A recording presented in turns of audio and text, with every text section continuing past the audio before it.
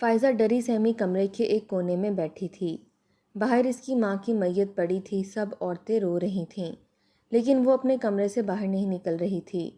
آنکھوں سے آنسو رواں تھے۔ 6 سالہ فائزہ کے چہرے پر اس قدر خوف تھا کہ بیان سے باہر تھا۔ سمجھ نہیں پا رہی تھی کہ کیا کریں کیا نہ کریں۔ جب دروازہ اچانک سے کھلا، اندر آنے والی ملازمہ کہنے لگی کہ بیٹا، سب مرد آ چکے ہیں، اپنی ماں کا آخری بار دیدار کر لو، پھر دوبارہ تمہیں اپنی ماں کی شکل دیکھنی نصیب نہیں ہوگی۔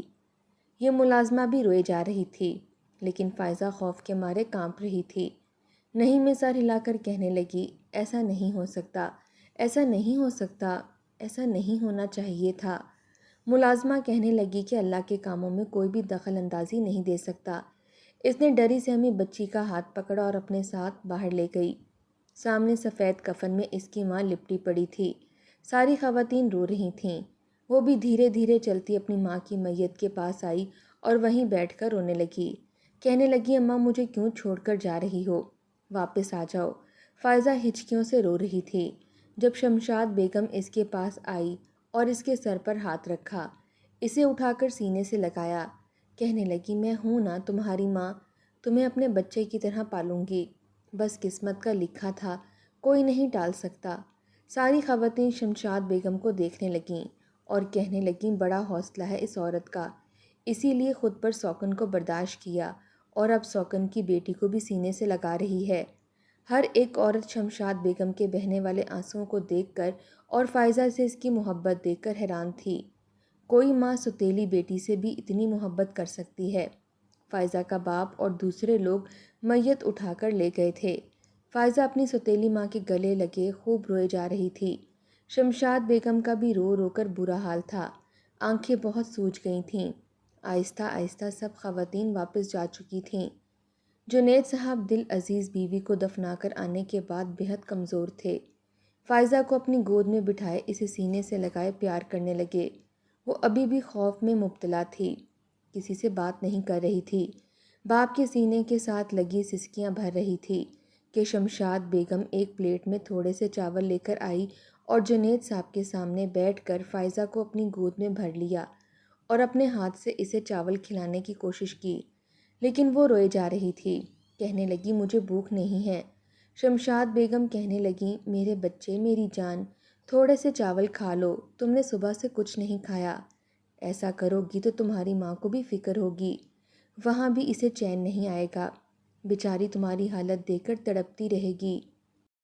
تم کیا چاہتی ہو تمہاری ماں وہاں پر روتی بلکتی تڑپتی رہے کہ میری بچی بھوکی ہے؟ فائزہ نے ہچکیاں بھرتے ہوئے نہیں میں سر ہلایا تھا۔ روتے روتے چنے والے چاول دیکھے۔ جنید صاحب کہنے لگے کہ میں تمہارا کن الفاظوں میں شکریہ ادا کروں؟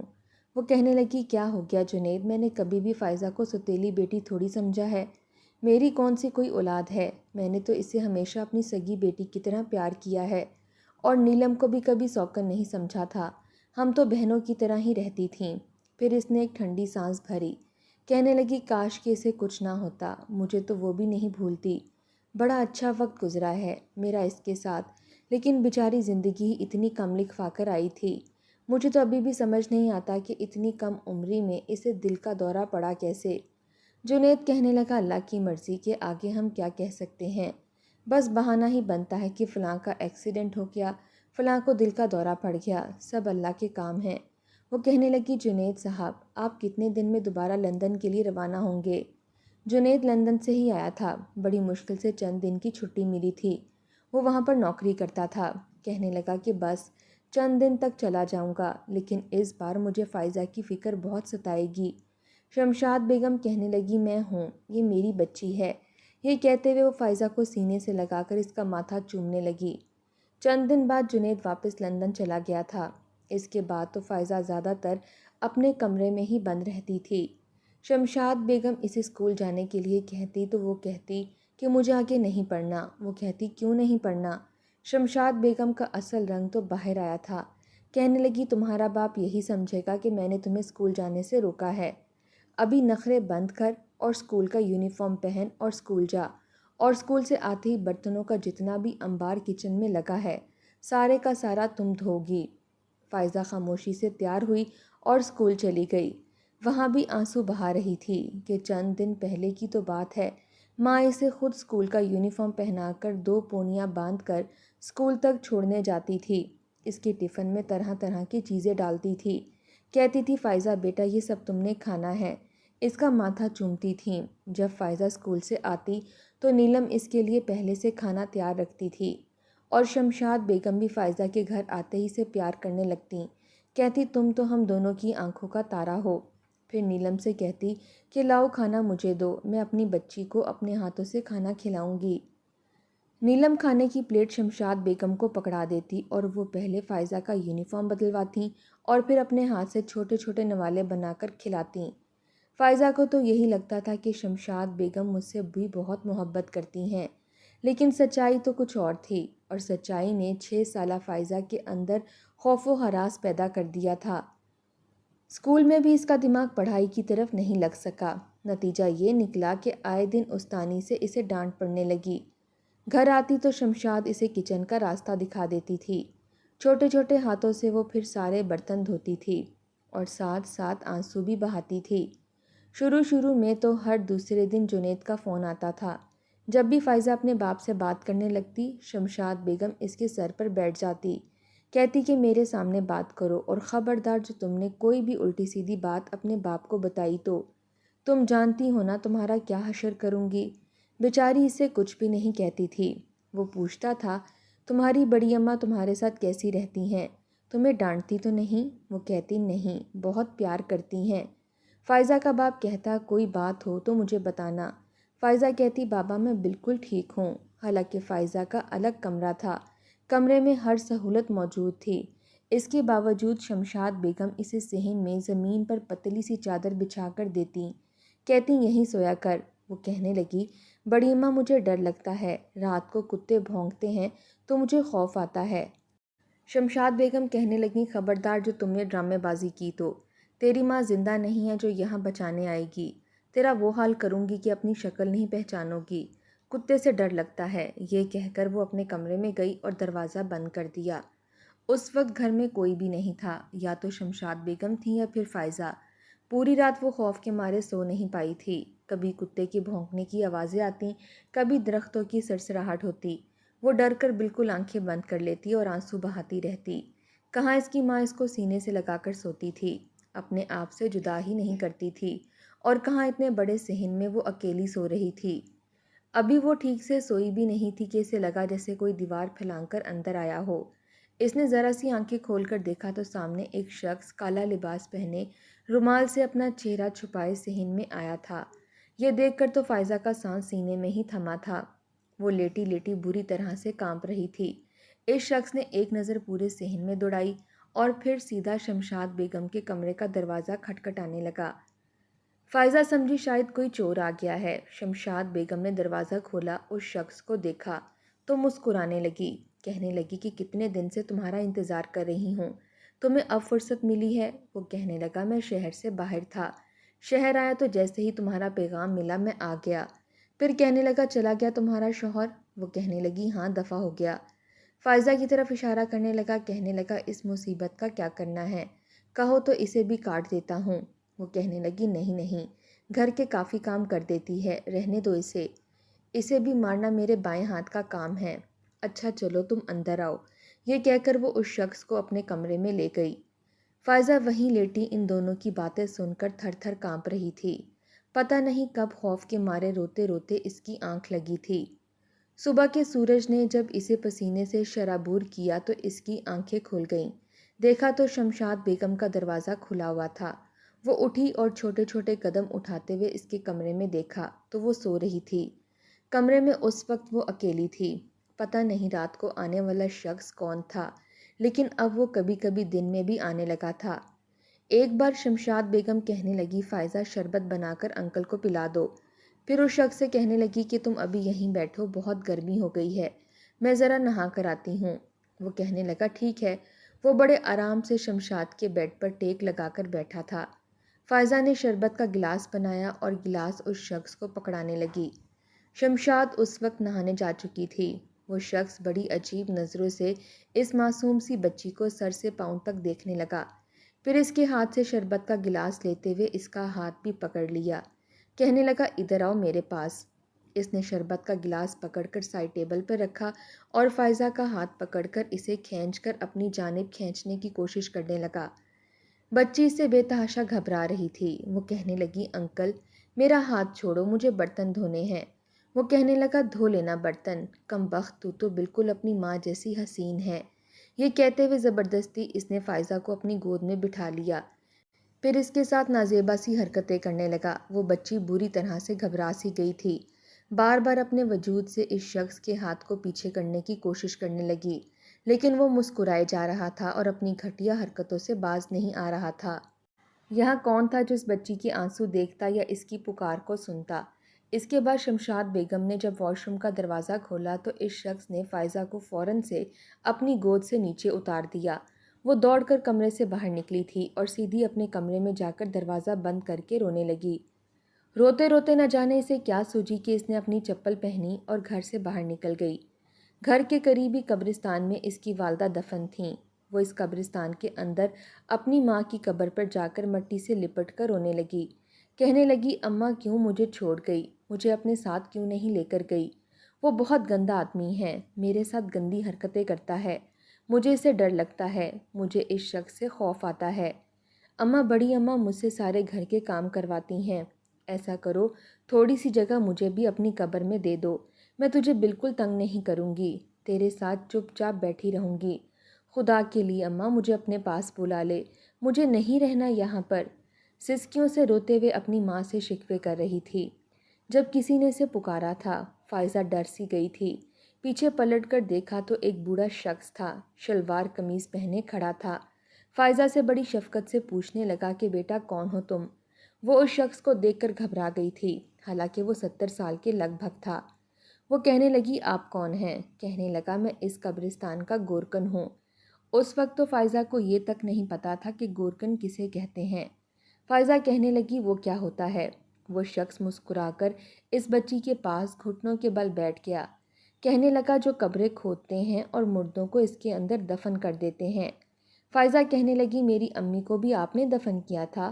وہ گورکن سمجھ گیا تھا کہ بچی اپنی والدہ کی قبر پر آئی ہے۔ وہ کہنے لگا ہاں، یہاں پر آنے والے ہر مردے کو میں ہی دفن کرتا ہوں۔ پھر فائزہ شکوہ کن نظروں سے اسے دیکھنے لگی اور کہنے لگی آپ نے میری ماں کو مٹی کے حوالے کر دیا۔ یہ کہتے ہوئے وہ رونے لگی، کہنے لگی میری ماں کے علاوہ میرا کوئی بھی اپنا نہیں ہے، آپ نے کیوں میری ماں کو مٹی کے حوالے کیا ہے؟ وہ کہنے لگا جب انسان کے اندر روح نہیں رہتی تو وہ بے جان ہو جاتا ہے، اور بے جان وجود کے لیے مٹی ہی ہوتی ہے۔ بیٹا صبر کرو، اللہ صبر کرنے والوں کو ضرور صلہ دیتا ہے۔ فائزہ کہنے لگی آپ اللہ سے کہیں کہ وہ مجھے بھی میری ماں کے پاس بھیج دے، مجھے اس دنیا میں نہیں رہنا، میری بڑی اماں مجھ پر بہت ظلم کرتی ہیں۔ وہ یہ کہہ کر وہ چپ ہو گئی۔ بزرگ سے پوچھنے لگا کہ مجھے بتاؤ سب۔ اس سے پہلے کہ فائزہ کوئی بات کرتی، شمشاد بیگم اور وہ شخص قبرستان میں آ گئے۔ چہرے کی ہوائیاں اڑی ہوئی تھیں۔ جیسے ہی فائزہ کو دیکھا تو بھاگتی ہوئی فائزہ کے پاس آئی، کہنے لگی تم یہاں بیٹھی ہو؟ میں سارے جہان میں ڈھونڈتی پھر رہی ہوں، تمہارے باپ کا بار بار فون آ رہا ہے، کہہ رہا ہے کہ فائزہ سے بات کرواؤ۔ کس سے پوچھ کر آئی تھی تم یہاں؟ بتا نہیں سکتی تھی؟ کیا میں تمہاری ملازمہ ہوں جو تمہیں ڈھونڈتی پھروں؟ چل کم بخت، آج تو تجھے نہیں چھوڑوں گی۔ شمشاد بیگم نے اسے بازو سے پکڑا اور گھسیٹتے ہوئے لے گئی۔ وہ گورکن دیکھتا ہی رہ گیا، لیکن وہ خود غریب تھا، کسی سے لڑ نہیں سکتا تھا، لیکن البتہ نماز میں اس بچی کے لیے دعا ضرور کرنے لگا تھا۔ شمشاد جب اسے گھر لے کر آئی تو پہلے تو اسے کہنے لگی کہ اپنے باپ سے بات کر اور اسے یہی کہنا کہ تو نہانے گئی تھی اس لیے دیر ہو گئی۔ کچھ دیر بعد پھر سے جنید کا فون آنے لگا۔ اس نے فون اٹھا کر اپنے باپ سے یہی کہا کہ وہ نہا رہی تھی۔ کچھ دیر باپ سے بات کرنے کے بعد اس نے فون بند کر دیا۔ اس کے بعد شمشاد بیگم نے فائزہ کا کان پکڑ کر بری طرح سے مروڑ کر رکھ دیا کہ وہ چلانے لگی۔ وہ کہنے لگی کم بخت، آئندہ مجھ سے پوچھے بغیر اگر تو نے ایک قدم بھی باہر نکالا تو تیری ٹانگیں توڑ کر رکھ دوں گی۔ فائزہ روئے جا رہی تھی کہ جب باہر کا دروازہ کھٹکا۔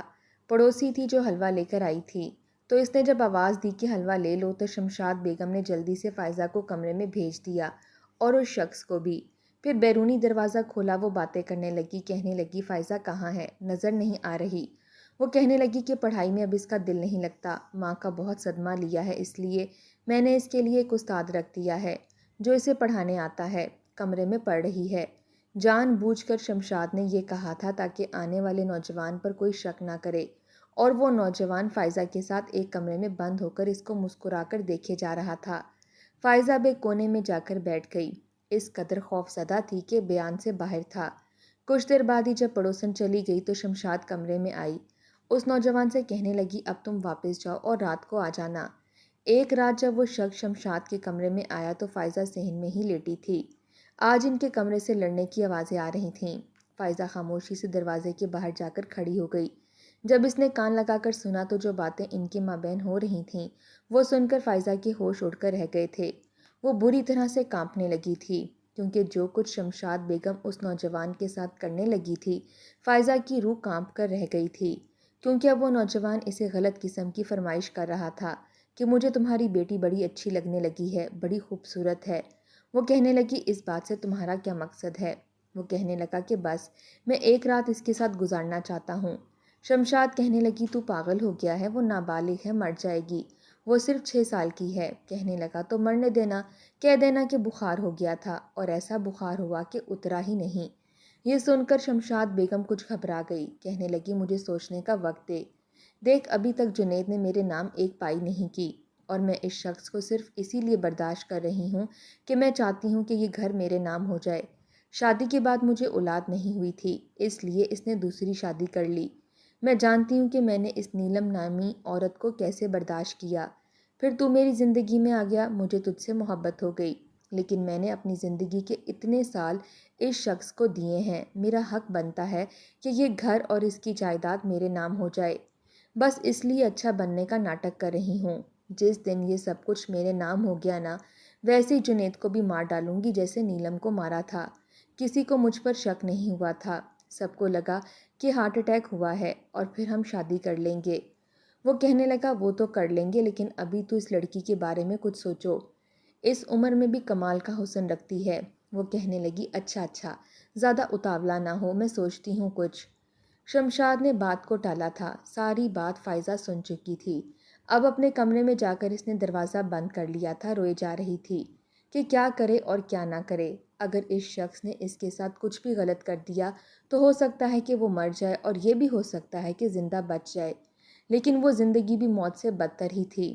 پھر اپنے باپ کے بارے میں شمشاد بیگم کے خیالات سن کر وہ اور بھی زیادہ خوفزدہ ہو گئی تھی کہ ایک باپ ہی تو تھا، اسے ڈر تھا کہ وہ بھی دنیا سے چلا گیا پھر تو فائزہ کا کوئی بھی پرسان حال نہ ہوتا۔ اس لیے اس نے سوچ لیا تھا کہ اب اسے کیا کرنا ہے، کیونکہ کوئی نہیں جانتا تھا کہ نیلم کی موت کیسے ہوئی، لیکن فائزہ جانتی تھی، اس لیے تب سے ہی شمشاد سے خوف کھانے لگی تھی۔ دوپہر کے وقت شمشاد بیگم پڑوسن کے گھر چلی گئی۔ فائزہ فوراً سے شمشاد کے کمرے میں گئی، اس کی الماری کھول کر کپڑے الٹ پلٹ کرنے لگی۔ اچانک اس کے ہاتھ میں وہ چیز لگ گئی جس نے اس کی ماں کی جان لی تھی۔ اس نے ہاتھ میں سے دبایا اور باورچی خانے میں چھپا دی۔ کچھ دیر بعد شمشاد واپس آ گئی تھی، وہ شخص بھی آ گیا جو دنیا کی نظر میں اسے پڑھانے آتا تھا۔ شمشاد کہنے لگی ایسا کر 2 کپ چائے بنا کر ایک ٹرے میں رکھ کر لانا۔ وہ کہنے لگی اچھا میں ابھی بنا کر لاتی ہوں، اور کچن میں جا کر چائے بنائی، اور وہی زہر کی شیشی نکال کر اس میں 10 قطرے زہر ڈالے، جیسا کہ شمشاد نے کبھی نیلم کی چائے کے کپ میں زہر کے قطرے ڈالے تھے۔ اس دن فائزہ کچن میں گئی تھی۔ جب اس نے شمشاد کو یہ کرتے دیکھا، وہ سمجھ نہیں پائی تھی، اور اس کے بعد وہی چائے نیلم نے پی لی تھی، اور کچھ دیر بعد ہی اس کا دم گھٹنے لگا اور وہ مر گئی۔ فائزہ کے ذہن میں کہیں نہ کہیں یہ بات بھی تھی کہ اس شیشی میں کچھ ایسا تھا جس کی وجہ سے اس کی ماں مر گئی۔ آج اس نے وہی قطرے ان دونوں کے کپوں میں ڈال دیے تھے، اور وہ کپ ان دونوں کے سامنے پیش کر دیے۔ ان دونوں نے گھونٹ گھونٹ بھر کر پی لی۔ وہ شخص کہنے لگا چائے تو بڑی مزے کی بناتی ہے یہ۔ پھر کہنے لگا شمشاد تم نے کیا سوچا؟ وہ کہنے لگی ہاں، مجھے کوئی اعتراض نہیں ہے اس بات سے، تم رات کو آ جانا اور پھر جو چاہے کر لینا۔ وہ شخص بڑا خوش ہو گیا۔ چائے پی کر وہ شمشاد سے باتیں کرنے لگا۔ فائزہ چپ چاپ اپنے کمرے میں جا چکی تھی۔ ان دونوں کی حالت بگڑنے لگی۔ وہ دونوں ہی ایک ساتھ کمرے میں گئے تھے اور دونوں کی موت واقعہ ہو گئی۔ فائزہ کو جب یقین ہو گیا کہ دونوں مر چکے ہوں گے تو پڑوسن کو جا کر بلا کر لائی کہ اس کی اماں پتہ نہیں اس کے سر کے ساتھ کمرے میں کیوں بند ہیں۔ جب دروازہ کھٹکھٹایا اور کسی نے کھولا تو محلے کے چند مرد بھی آ گئے۔ دھکا دے کر جب کھولا گیا تو دونوں ہی بیڈ پر مرے پڑے تھے۔ یہ دیکھ کر لوگوں میں باتیں شروع ہونے لگیں۔ جنید بھی واپس آ گئے۔ سب نے کہا کہ تمہاری بیوی بد کردار تھی، شاید اللہ کی طرف سے دونوں پر عذاب نازل ہوا اور دونوں ہی مر گئے اور ان کا گناہ بھی سامنے آ گیا۔ فائزہ نے ہمت دکھائی تھی اور اپنی عزت بچا لی اور اپنے باپ کی جان بھی۔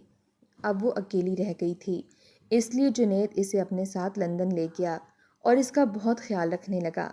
جب عزت پر آئے تو قدم اٹھا لینا چاہیے، ورنہ ہاتھ سے نکلا ہوا وقت کبھی واپس نہیں آتا۔